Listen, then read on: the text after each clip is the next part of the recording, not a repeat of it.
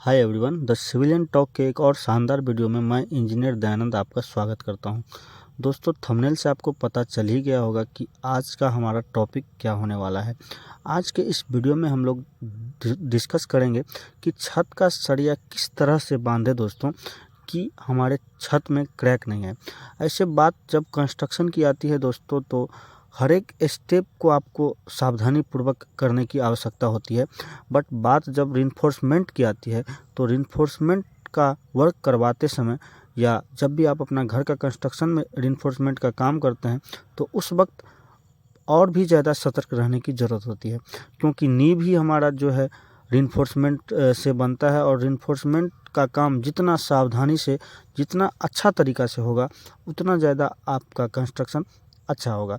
तो चलिए आज जानेंगे कि किस तरह से आप रिइंफोर्समेंट डालना चाहिए, कितना रिइंफोर्समेंट कहाँ डाल स्लैब में रिइंफोर्समेंट कहाँ कैसे डालना चाहिए। उससे पहले ज़रूरी ये है जानना कि कितने तरह का रिइंफोर्समेंट हम लोग स्लैब में डालते हैं। तो जैसा कि आपको पिक्चर में दिख रहा होगा, सबसे पहला जो हमारा रिइंफोर्समेंट है, जिसको हम लोग मेन बार बोलते हैं, उसके बाद जो आएगा वो डिस्ट्रीब्यूशन बार आता है। उसके बाद हम क्रैंक बार भी प्रोवाइड करते हैं, और उसके बाद जो चौथा हमारा होता है एक्स्ट्रा टॉप बार, और टॉप बार भी प्रोवाइड करते हैं स्लैब के अंदर।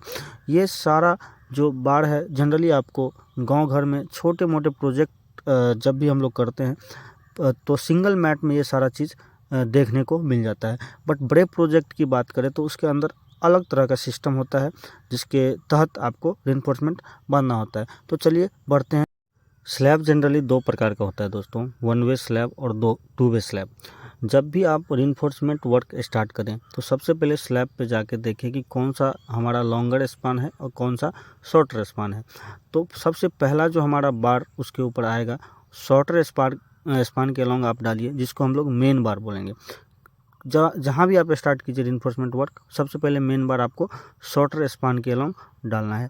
उसके बाद जो हमारा डिस्ट्रीब्यूशन बार होगा, वो लॉन्गर स्पान के अलॉन्ग होगा, डिस्ट्रीब्यूशन बार डाल दीजिए। उसके बाद अगर आप बड़े प्रोजेक्ट में काम कर रहे हैं, तो आपको ड्राइंग मिला ही होगा।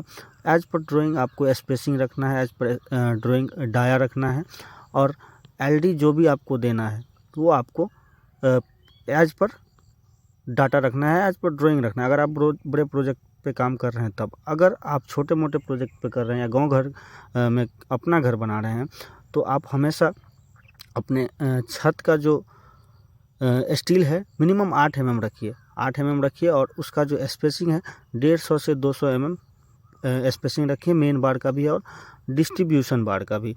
ये तो हमारा है जनरल चीज़ जिसको आपको करना है। इतना करने के बाद दोस्तों, बड़े प्रोजेक्ट के अंदर होता क्या है कि डबल मेट होता है। ये हमारा सिंगल मेट मैंने आपको बोल दिया कि फर्स्ट मेन बार और सेकंड डिस्ट्रीब्यूशन बार।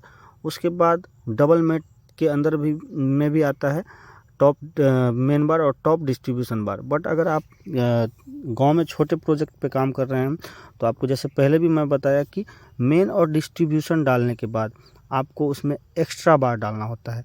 उसके पहले एक्स्ट्रा बार डालने से पहले आपको जितना भी हमारा स्पान का लेंथ है, उस स्पान के लेंथ का L/3 या L/4 से आपको क्रैंक बार प्रोवाइड करना है चारों तरफ से।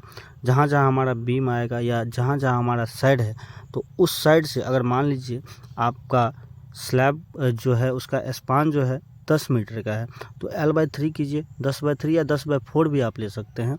तो 2.5 या 3 मीटर के अप्रॉक्स से आपको क्रैंक उठाना है। क्रैंक बार दैट मीन्स कि वहाँ से जो भी हमारा बार गया है, उस बार को 45 डिग्री एंगल पे क्रैंक उठाइए और ऊपर से ले जाइए। मतलब कि अल्टरनेट क्रैंक आपको करना है दोनों, जैसे कि आपको दिख भी रहा होगा कि दोनों तरफ से, मतलब कि जहाँ जहाँ कॉर्नर्स है, जहाँ जहाँ बीम है, चारों तरफ से क्रैंक बार छोड़ना है। क्रैंक बहुत ही ज़्यादा ज़रूरी होता है दोस्तों।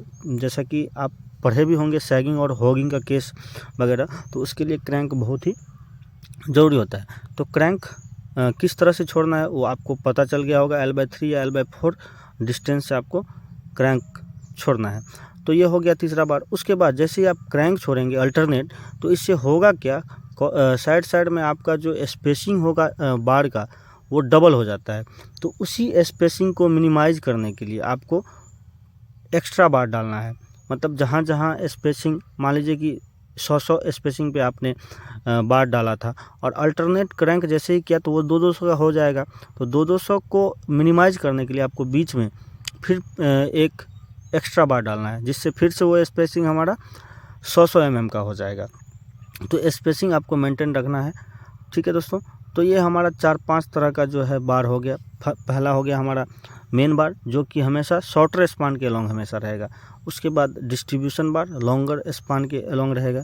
उसके बाद तीसरा जो है हमारा कॉर्नर पे चारों तरफ से आपका क्रैंक बार हो जाएगा, ठीक है। क्रैंक छोड़िए, आप अल्टरनेट क्रैंक डालिए।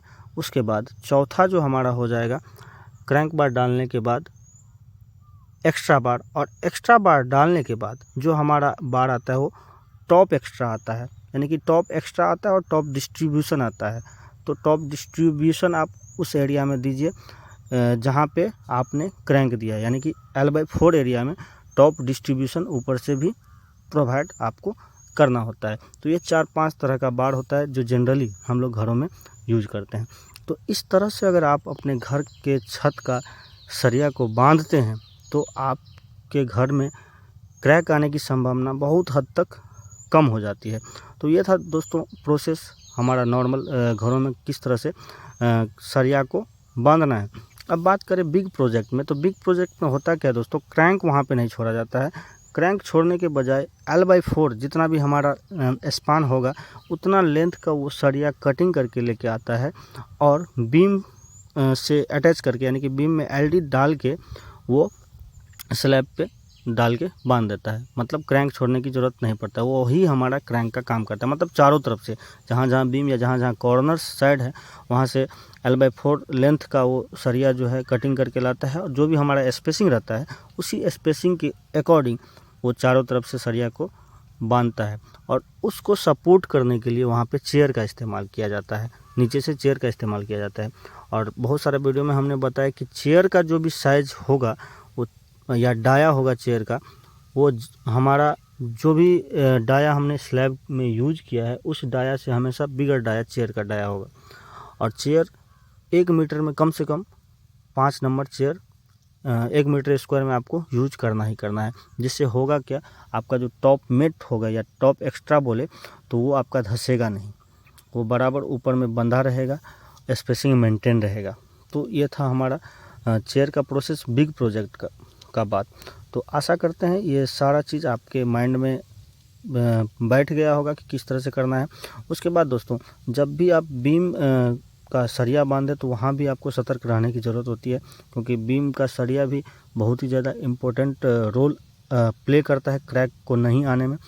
क्योंकि बीम जहाँ जहाँ भी है वहाँ मान लीजिए कि आपका दीवार रहेगा, वाल रहेगा, तो वो भी बहुत ज़्यादा इम्पोर्टेंट रखता है। तो बीम के बारे में हम कभी और किसी वीडियो में चर्चा करेंगे। इस वीडियो में इतना ही स्लैब के बारे में। अगर अभी भी आपके माइंड के अंदर कुछ भी डॉट्स है स्लैब को लेके, स्लैब के स्टील बांधने को लेके, तो आप इस वीडियो के नीचे कमेंट ज़रूर कीजिएगा। मैं कोशिश करूँगा कि उसका सॉल्यूशन आपको त्वरित दूँ। तब तक के लिए मिलते हैं अगले वीडियो में। Thanks for watching this video.